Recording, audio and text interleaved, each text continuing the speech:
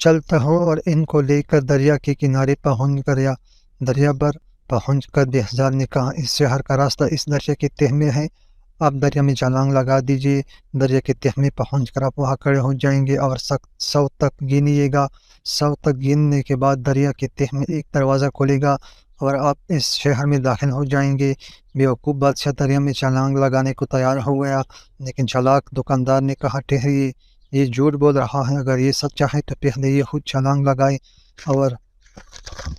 और दरिया के तह में पहुंचकर इस शहर में जाएं और वहां से समंदर के पुल लेकर आएं, तब हम मानेंगे और छलांग लगाएंगे। हाँ, बात तो आपकी सही है, लेकिन आज मैं थका हुआ हूँ, अगर आप इजाज़त दे तो कल तक आराम कर लूँ। कल शाम को मैं आपको समन लाकर दिखाऊंगा।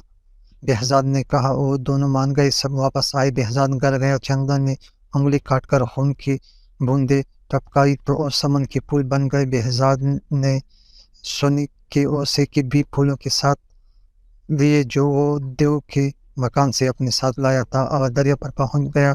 किश्ती के जरिए इसने दरिया पार कर दिया और दूसरे किनारे पर एक तेल में सब चीज़ एक दरख्त में छुपा दी।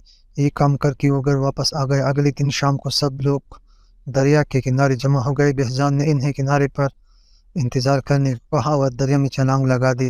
रात का अंधेरा फैल रहा था, इसलिए जब वो दूसरे किनारे पर कर चुपके से बाहर निकला और दरख्त पर चढ़ा तो कोई ऐसे देख ना सका। वहाँ से इसने ठेला लिया और दरिया तैर कर पार कर लिया। वापस किनारे पहुंचकर इसने बादशाह को फूल और चालाक दुकानदार को सोने के सिक्के देकर बोला, ये आपके वालिद साहिब ने आपके लिए तोहफा भेजा है और कहा है कि ऐसे बहुत सारे सिक्के मेरे पास हैं, अगर वो खुद आए तो मैं इसे सब दूंगा। सोने के सिक्के देखकर दुकानदार की आंखें पट्टी रह गई और लालच ने इसे अंधा कर दिया। इसने फौरन दरिया में छलांग लगा दी।